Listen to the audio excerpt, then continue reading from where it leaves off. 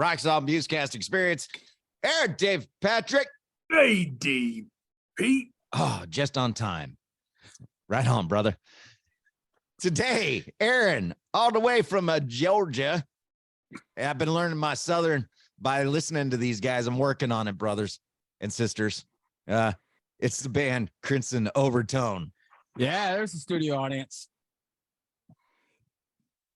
I never hear the studio audience when you play them. I don't think Crimson Overtone. Did you guys hear the studio audience? Did you guys hear I did not hear the studio audience. Yeah, see, Nobody I'm having hears the problems. studio audience. I'm having problems with that. And I'm having problems with my new board, which would fix that. So I don't know. It's been a year. Yeah. No, it hasn't. It's been a month. It's been a month. I've never heard the audience. Oh man. Can you hear it now? Nah. No, No. okay. No. Yeah. All right. Well, I hear it on my end, and that's what's important. That's better. Why don't you hire some of them homeless people out there in California that you got and give them a job and let them be the studio audience? Well, because I don't have the money to give them. Give back.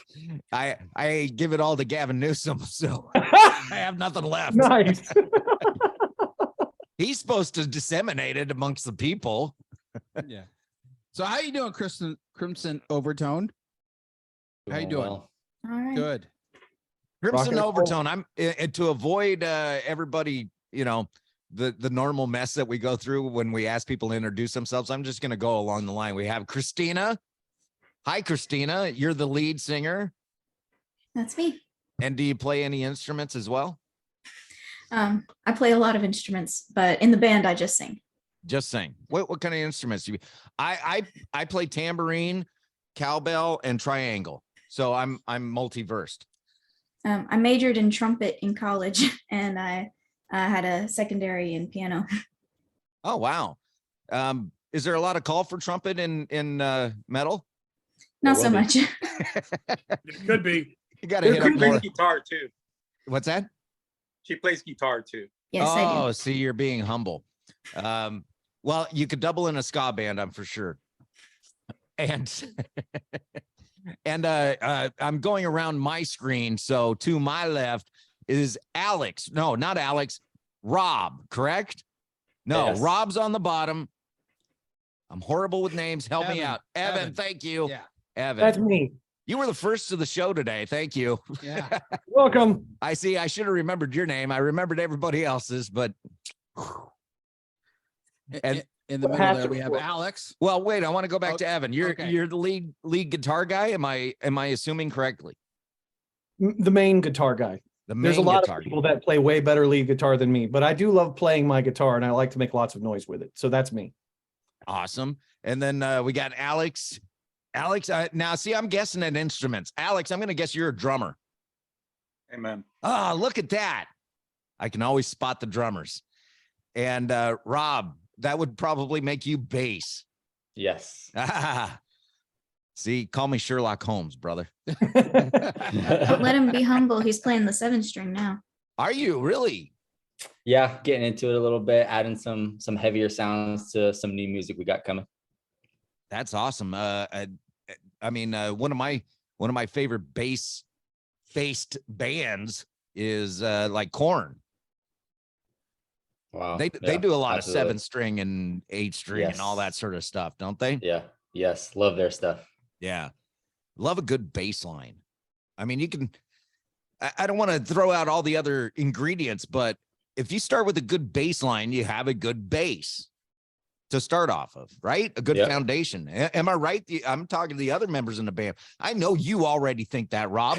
What does everybody else think? Yeah, we actually have one song I can't wait to put out. It actually starts with Rob's bass line, which is so fantastic. And I don't want to name drop or anything, but it's as far as the song name, but it's man, is it fun to play. And the bass line's incredible. So yes, absolutely. I get it.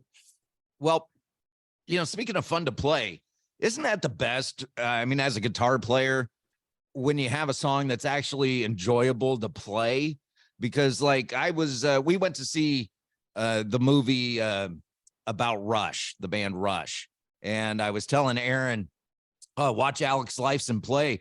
and he's just banging out these really technical, integral things, but he doesn't look like he's enjoying himself at all. The look on his face is more like, why did I ever write this? This isn't fun.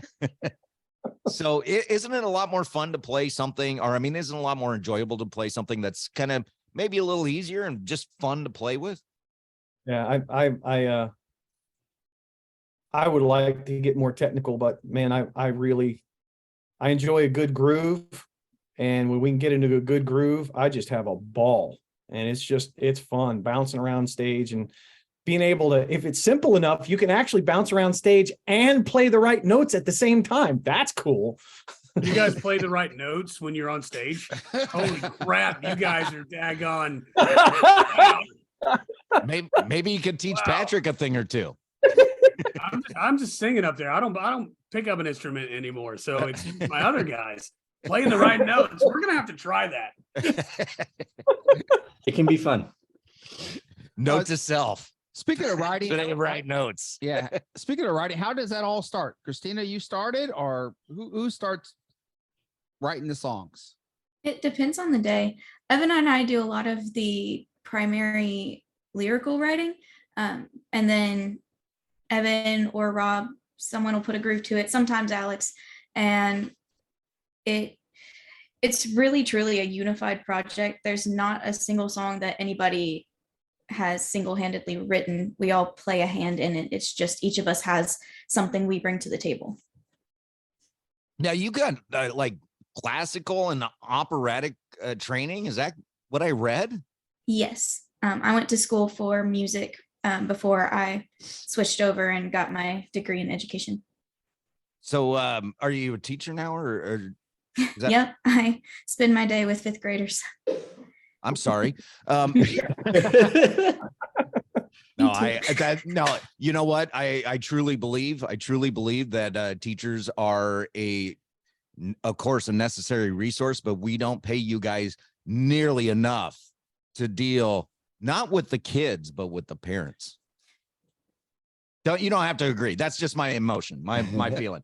I don't want to get She you in agrees. trouble. We'll edit if you want. Okay. I got her into a hot spot. Sorry about that, Christina. Hey, now when I was reading that you had these operatic trainings, I hadn't listened to your music yet, and I was kind of like, oh no, because there's some of these bands, these metal bands, that take that to an extreme, and you're like, well, yeah, I get where you're going, and I don't like critiquing people's art, but that was just not for me. When I turned on Crimson Overtone, and this is not a lie, guys, not a lie, it was just the right mix. So good job. That was a compliment. Thank you, guys. Now, where did you all got together? Where did you all get together at? Because you seem like very mismatched type of people. Wow. Yeah. I didn't mean that I in a just bad want to way. point out Just for the like, record, for the last two interviews, Dave's had a weird way of just backhanding whoever's on camera with it. Like last that's week okay. with the band that was on, he was like, "Well, I listened to you. You sound like when you're like young and in your but now looking at you, I was like, oh." So yeah, That's okay. you guys are really mismatched. How did this happen? no, No, I didn't it's- mean it like that. I just meant you look like you come from all different walks of life. Yeah, yeah. Typically, when we have a lot of bands, they seem of similar kind. That's It's all that I'm saying. Hey, look, we're all from the East Coast. It's just that profiling they do in California. I learned to look over. Well, I Yeah, have to no, put I mean, everybody in a box. Yeah, no, we're used to it at this point because we kind of backhand each other on a consistent basis. So, but no, to answer the question, and Christina was, you know, she's got an interesting perspective on this as well. I like the phrase that she likes to say, so I'm gonna let her say it. But we actually ended up meeting at a 12-step recovery program called Celebrate Recovery. That's where me and Christina originally met. I was music director there for the worship team, and she was also there to sing. We were chatting one day, and she had come up to me and started explaining about how for one of the small groups she was in, she had played them a song that she personally wrote, and she had showed it to them, and some of them had, Christina, wasn't it like some of them had wanted to hear it, right? To have it for themselves, right? Yeah, they wanted a recording of the song. And so I said, okay, I guess I'll look into that. Yeah. And so I asked Rob if he knew anything about recording, and he's like, oh, you want to be famous? And I was like, no, absolutely not. And the phrase he's saying, I say it every time we go on stage. It's the greatest miscommunication of my entire life. Because he heard one thing, I said something completely different, and the rest is history. Yep. Jot that down for a lyric, Christina. The greatest miscommunication of my entire life. That's a good lyric. So I'm curious. Real quick, I'm not gonna let you glance over that one without putting my 2 cents in on the greatest miscommunication of my life. I really hit my spirit, because honestly, that's a lot of times how we as human beings treat Jesus, as the greatest miscommunication of everything that he gave up and everything that he's done for us and given for us. We seem to miss the message, and there's a miscommunication. Oh, you did this for me, so I can go do what I want, when I want, and how I want. So deep.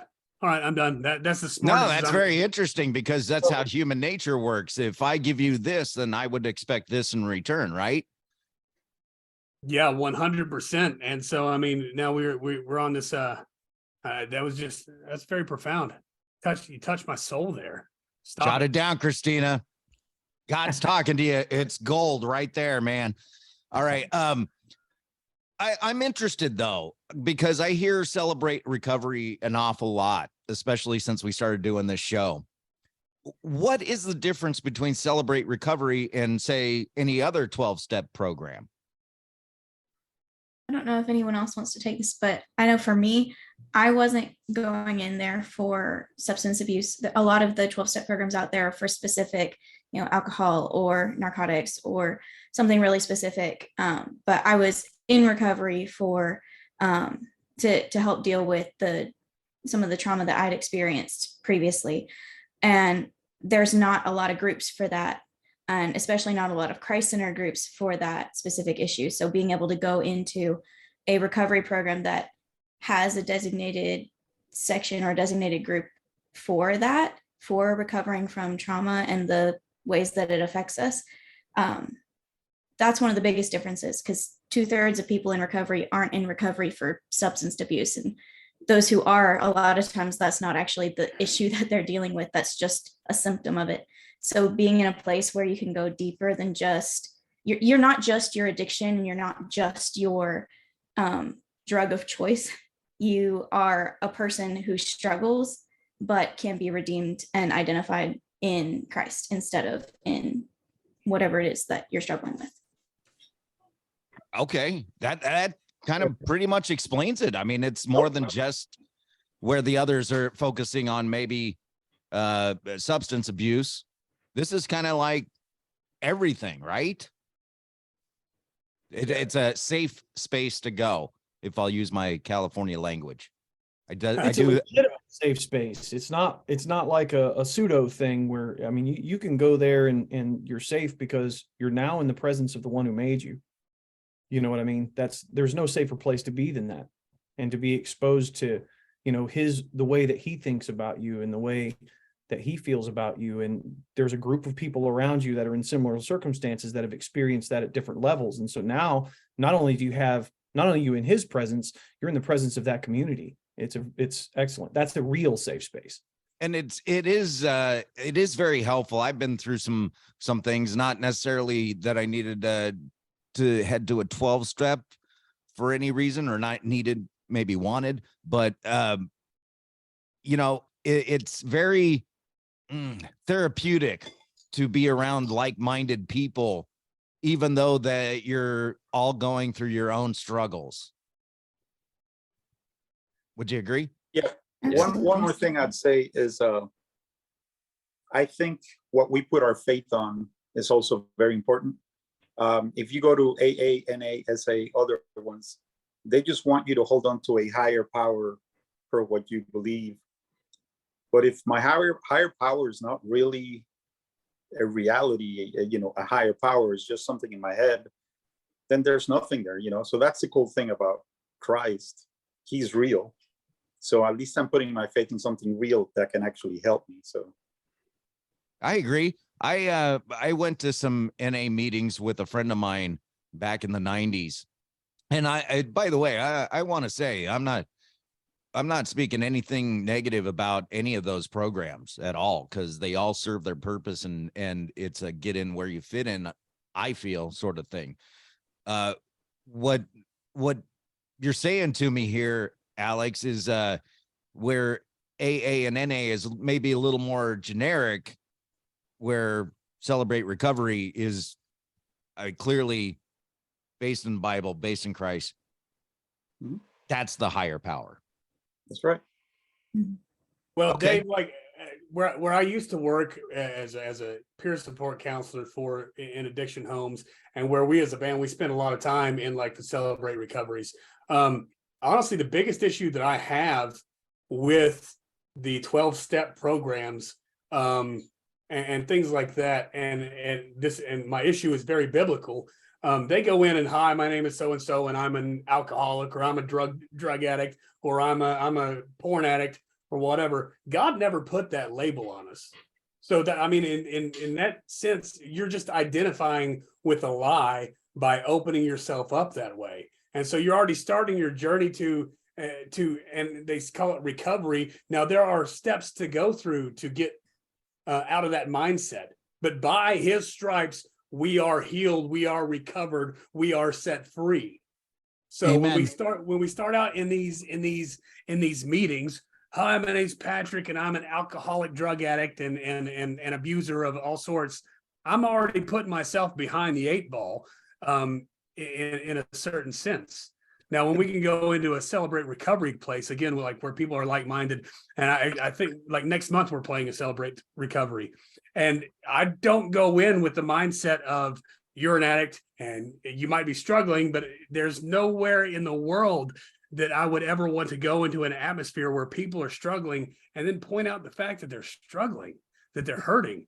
Yeah, They're but supposed to be helping hand. I mean, admitting you have a problem is the first step, correct? Right. Yeah. Oh, yeah. And 100%. so that's But the point identifying- behind is, yeah, I get the label part, but that's the point behind saying, I'm an alcoholic, or I'm a drug addict, or whatever problem you have that you're there for, is just admitting that, yes, I got a problem and Listen, I'm here. We live in a culture now where grown men are walking around saying, hi, I'm Janie, and I can menstruate and get pregnant. So do you see the identifying issues here? I see where you're coming from. We got men running around saying my pronouns are her, hers, and I can get pregnant and I'm a woman. So there's that. That's Satan's biggest mission on this planet, is to confuse our identity. It's been from the jump. From Adam and Eve in the garden, the first question he asked you is, God, he knows if you're going to eat this, then you'll be like God. Adam and Eve were already like God. So all of a sudden, Satan just jumped in there and just went ahead and confused them right out the gate, made them question their identity by something that they're not. I'm going to geek out here for a minute, and I'm sorry, guys. This is the way our interviews go. I see you all sitting there going, I thought they were going to ask us about our music. No, this is just the way it goes. It could go anywhere, but it's very interesting that you go down that route. And I'm gonna comic book geek out here. I just finished, before we jumped on here, I just finished watching Tron Legacy, and that's kind of what I took out of that movie. Was he created? I don't think that they made this movie as some sort of mocking or retelling of the Bible. That's not what I'm saying. I'm just saying this is what I took out of the art. Okay, is that Flynn created Clue in his image. God created the grid in Tron, right? Man created the grid in Tron. Flynn would be God, right? And then Clue was supposed to, well, I don't want to say Clue is Jesus Christ. Clue is the devil. He's the angel of light that was supposed to oversee this great world, and instead said, no, I'm turning it into what I want. It's about me.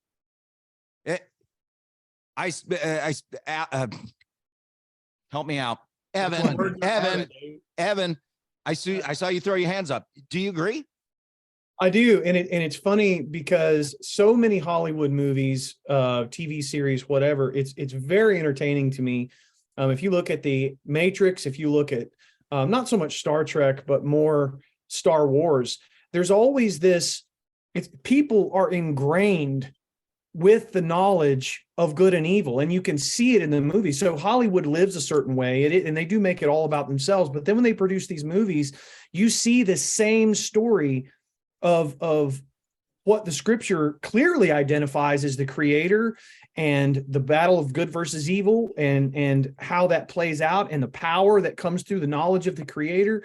And every single one of these movies ends up, denying the evil, denying the bad through a violent struggle, and being able to identify the heroes, finally identify themselves as who they are. It's funny because every single one of these movies, all of them have the same motif. And that's because God said when he created us in his image, he wasn't kidding. Like, it's ingrained in our DNA to think this way.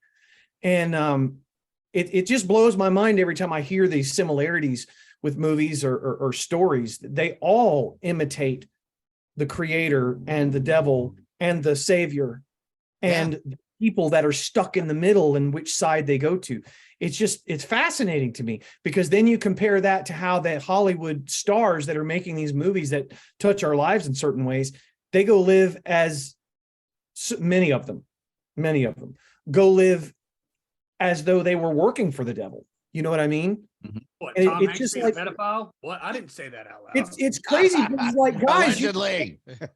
made this fantastic movie, and like, if you pick up the Bible and read it, you literally just played out the script, and now you're going to go live like the devil himself. Why would you do that? Anyway, it blows my mind. Well, and I even took that out of the Tron Legacy movie. Was you've got Clue, who is clearly a dictator like devil, and he's amassed his followers who are walking towards the end of the cliff to make his reality a reality instead of true freedom and living how they want to live.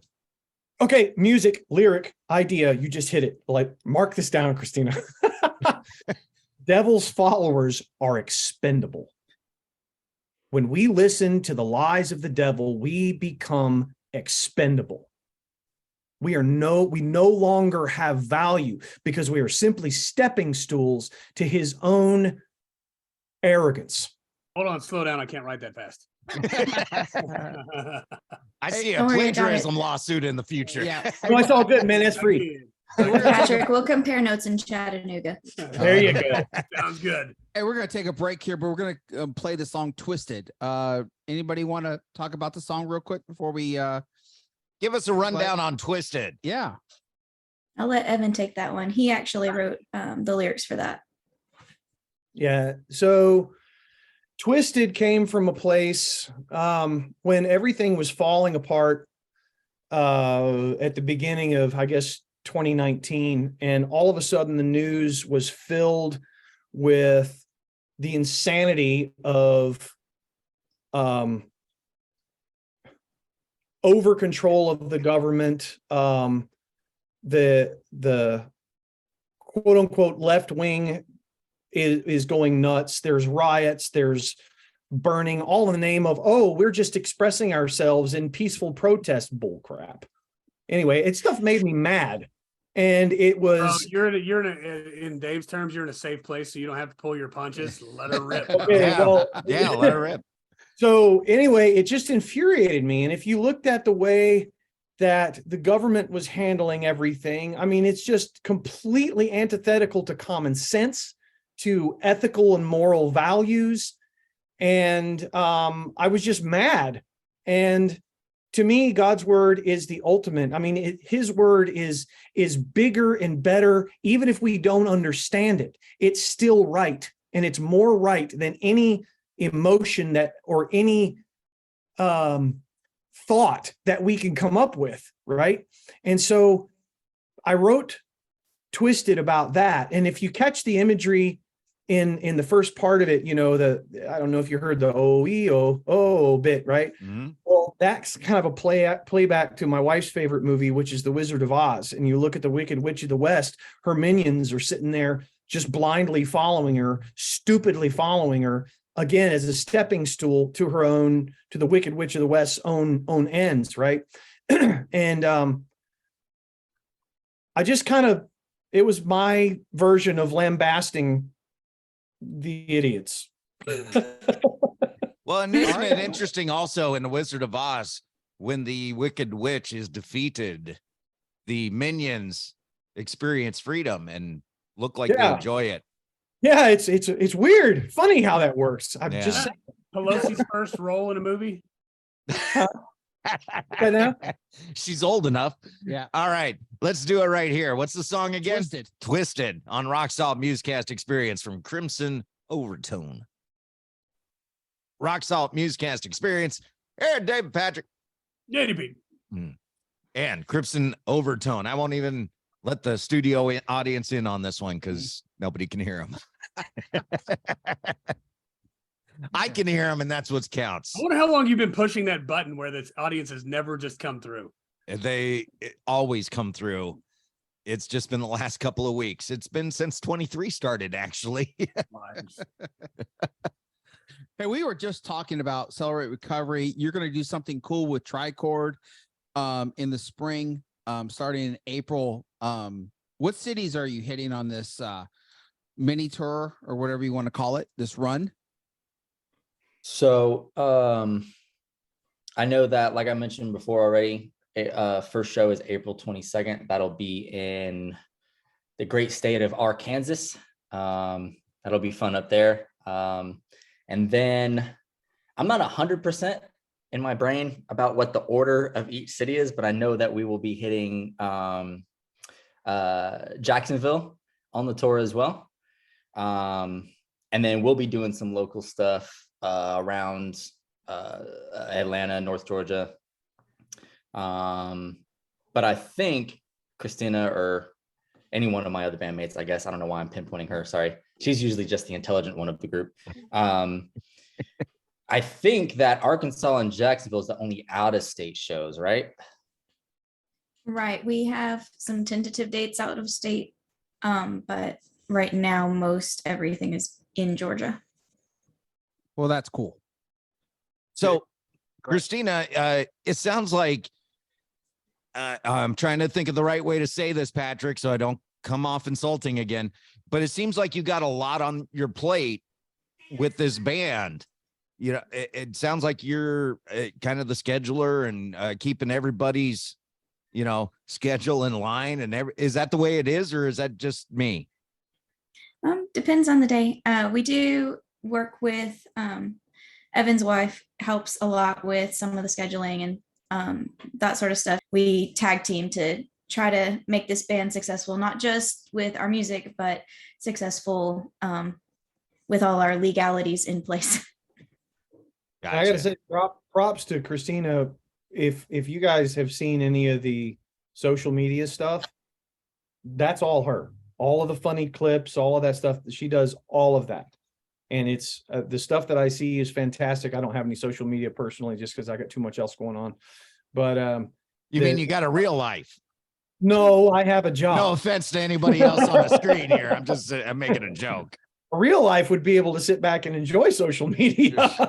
It's not enjoyable at all. I love my job. In case they hear it, I love my job. So, but I do have it. So anyway, no, it's fantastic. If y'all watch the social media and stuff and all the streaming, you know, Instagrams and Facebooks and Insta faces and all that such things.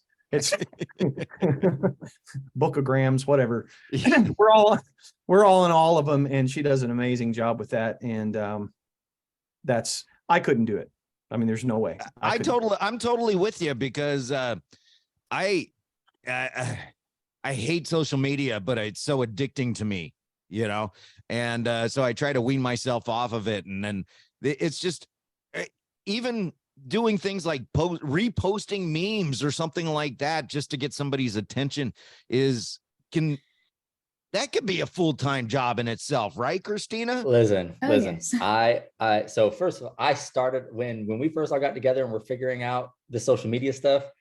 I started off trying to take on that role, and there's a reason it's been passed on. I'm not good at that kind of stuff. And then even with the what you're talking about, like trying to like post things that are like, I guess, a trend right now. So I tried to do that for like my own like music account on Instagram, and I always fall behind on stuff.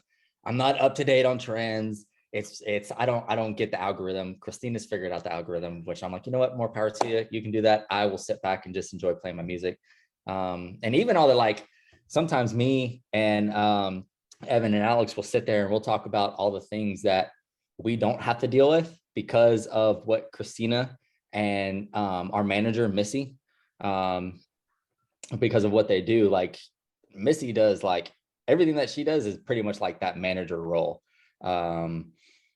And so just sometimes it's daunting to me because I couldn't even handle the social media part, and then the things that Missy does and the things that Christina do on the business side and the manager side, I'm just like, man, I don't get it. I'm not that intelligent. Let me tell you, the daggum amount of paperwork that Miss does from the legal end, and you can even ask Jermaine if you talk to him, because we were trying to get some stuff that we were playing with them down together, and Miss pops out with all this paperwork, and he's like, "Oh dang, I didn't know we had to do that." It's like, well, yeah, dude, you don't want to get screwed, right? It's like it's so organized on the back end, and I cannot even tell you the amount of work it takes to get even where we are. The amount of work it takes on the backside that nobody sees, that Miss and Christina are putting together, is insane. It still blows my mind. Miss will be up sometimes till 2 a.m. researching stuff on how to get different things done, because the other thing, like, if there are other like individual artists out there, it's pretty easy to find stuff on how to handle all this stuff with an individual artist. It's almost non-existent for a band.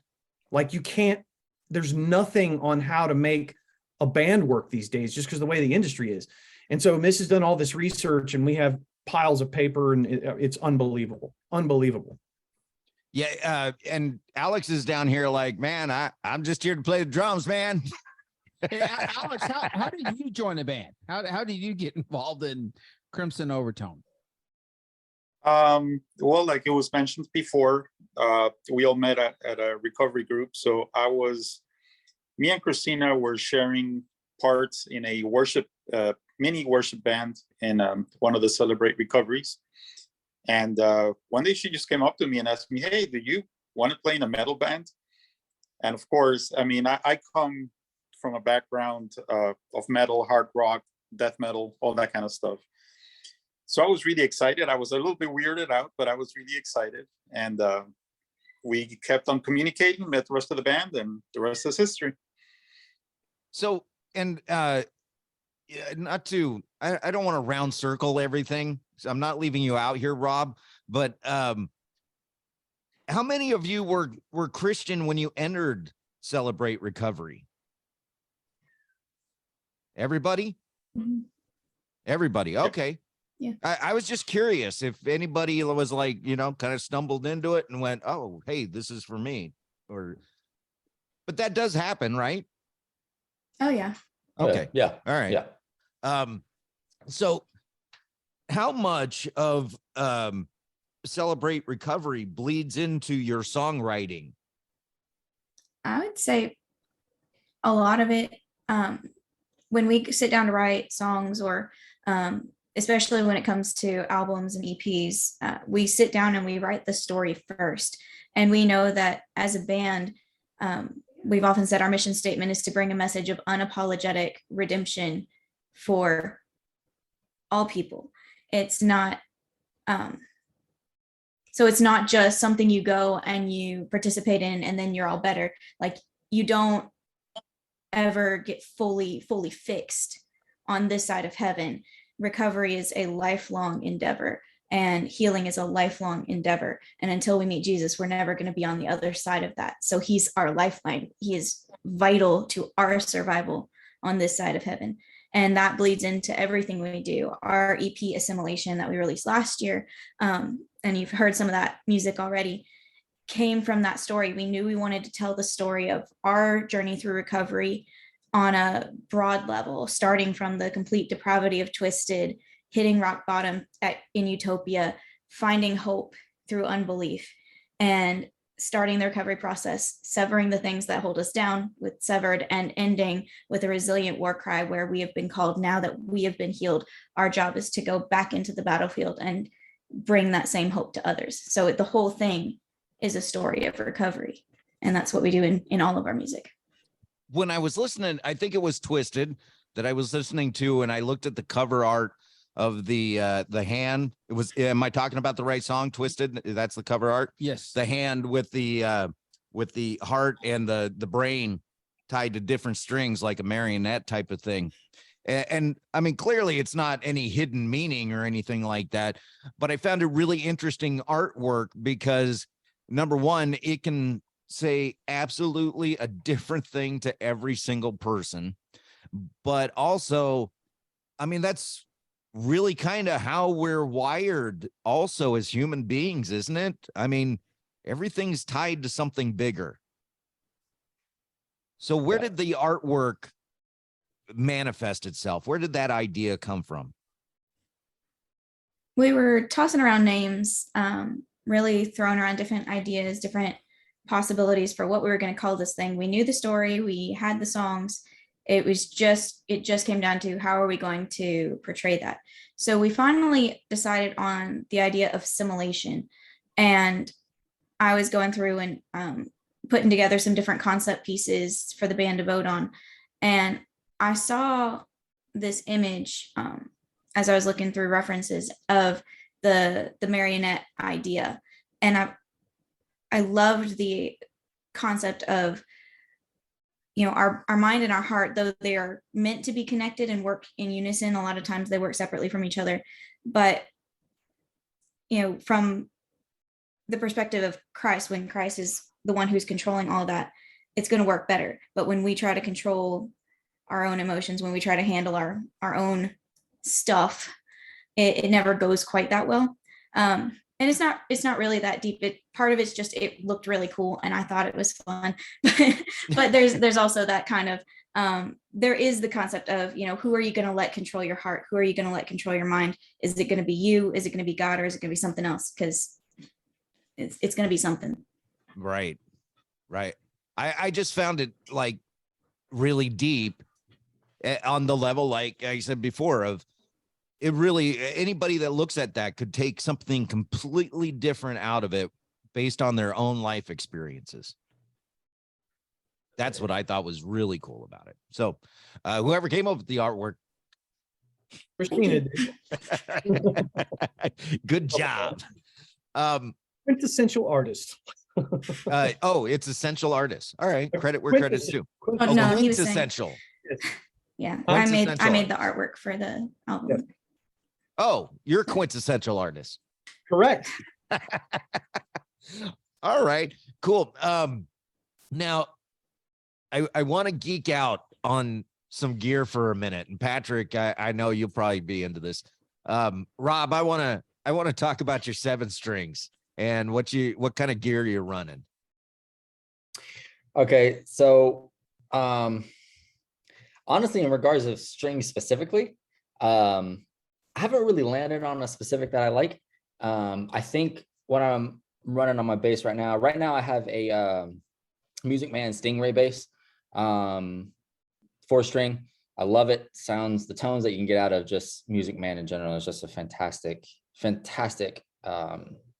piece of equipment. But I'm running Elixirs, I believe. I honestly can't remember exactly the last strings I bought because they were bought last minute right before a show because I needed them. Whatever you got, line it up. Yeah, that's pretty much what I said. I asked Missy, our manager, I was like, listen, I need them right now. Will you pick them up before the show so I could throw them on? And she was like, sure. So she went and got them. But I'm pretty sure they're Elixirs. I don't remember the gauge exactly, but I like them. They're really bright. I like the that really nice mid-range tone where you can where it's deep and it's you know, a bass, but I like you can kind of hear the strings being hit and that metallic sound. That's really cool. But I'm running out of a I got a couple. I've got like this little pedal board. I got a tuner on it, a compressor on it, a fuzz pedal, a big muff fuzz pedal. So you're answering all the questions. You're not. I don't have to do anything here. It's like Tesla's autopilot. Hey, hey, you say gear, I'm gonna tell you the gear. Yeah. No, I also was got going a to ask you phasers. pedals and Yeah. amps, and what are you running? Yep, I got the pedal board for fun. I got a phaser on there too, which is cool. I break that out every once in a while. I also have an octave pedal, which is interesting. And I have look that's at my that. amp right there. That's my amp head. Look at that. TC Electronic. It's really small compared, like, because I have a giant cab that I run out of, and then just get this little itty bitty amp head that sits right on top. But it pushes out a lot of power. Oh, man, that thing is unbelievable. I was kind of blown away when he played through that thing. He's like, what? Really? Yeah. I have a recommendation. This thing, 47 tubes in it to make any sound. So, Dude, Rob, I have a recommendation for you.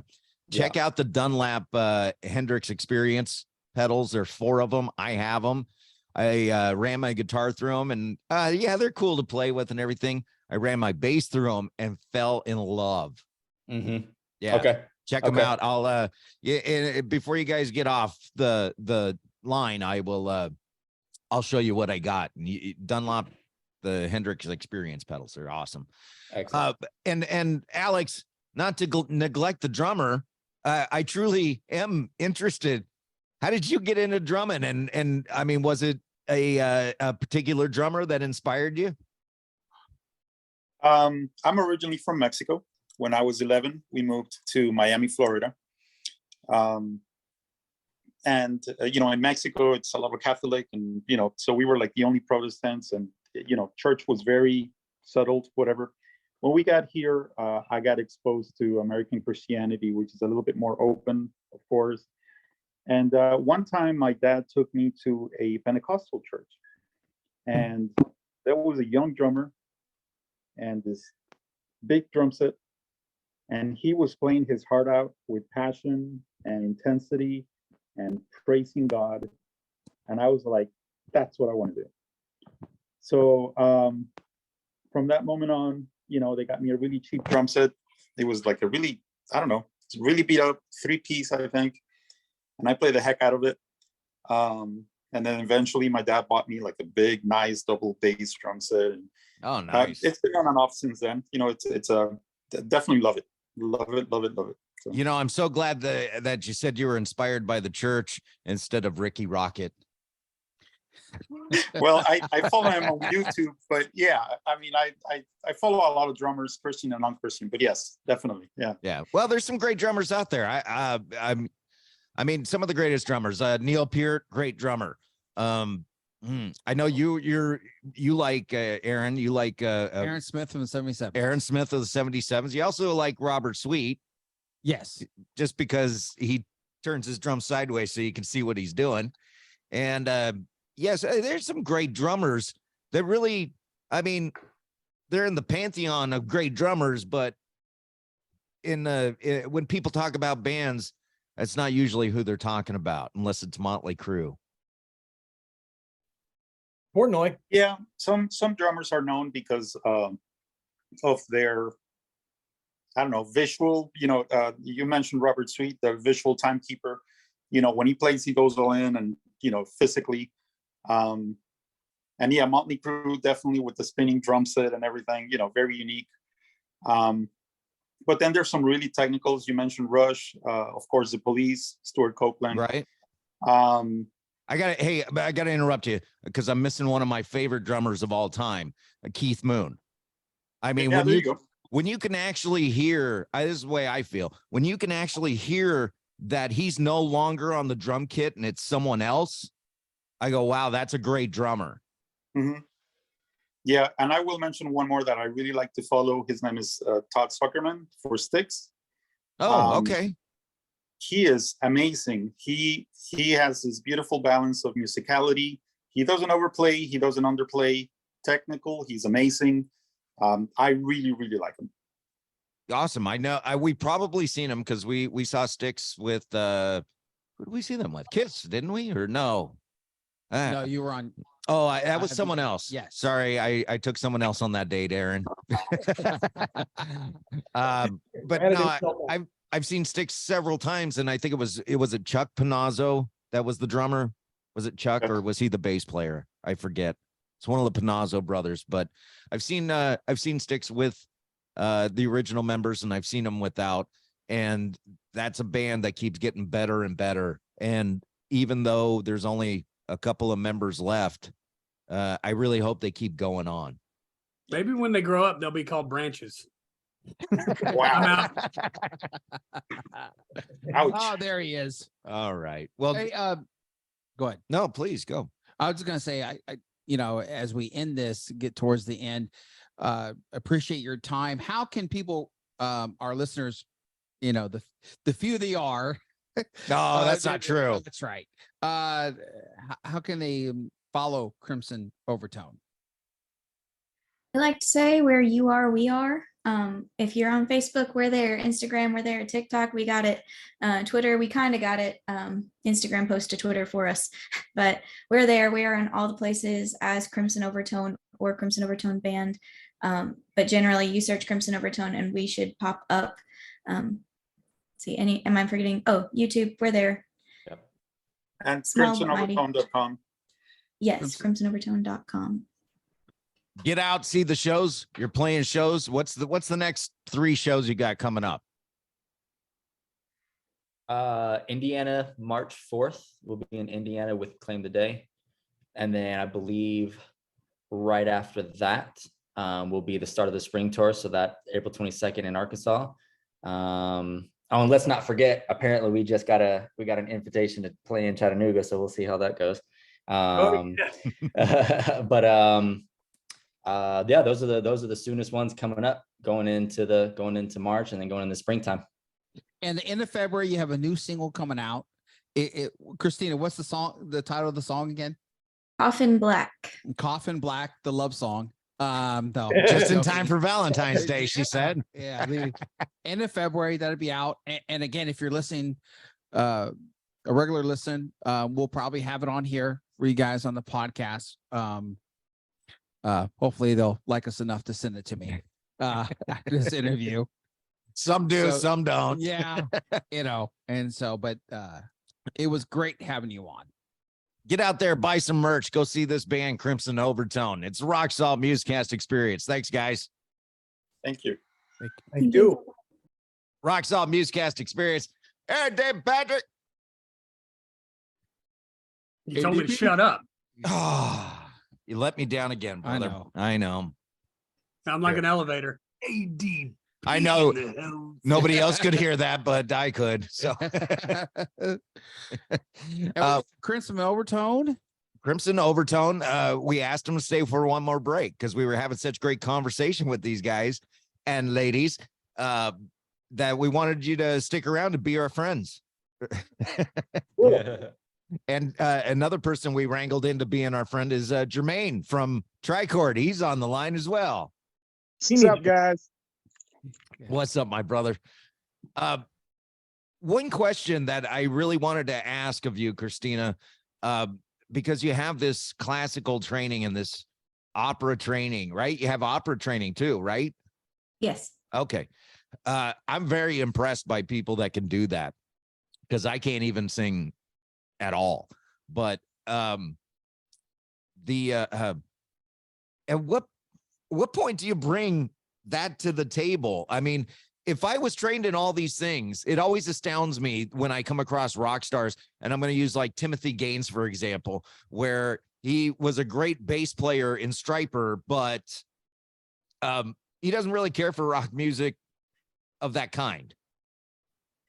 How do you take opera and going from that and go, I'll be in a metal band?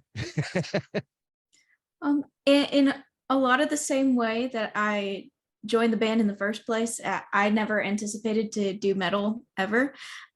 So I would blame Evan for that and Rob for that. that's their fault. Because I went into it and showed them the music and we started talking. They're like, cool. So this sounds like it would be great for a metal band. I said, absolutely not. And here we are. And here we are. Long story short, bada bada ba, or whatever that Lane thing was from Seinfeld. Yada yada yada. Here we are. Here we are. Yeah. You were supposed to call it Rockborough too, by the way, Dave. And you Oh, that's what it was. I was wondering what you were throwing your hands up about. Yeah, the Rockborough. Rockborough. Rockborough. I'm coining that phrase. Copyright me. Patrick just invented a new genre of metal. I mean, because there's not enough genres of metal at this point. We need one more. Rockborough.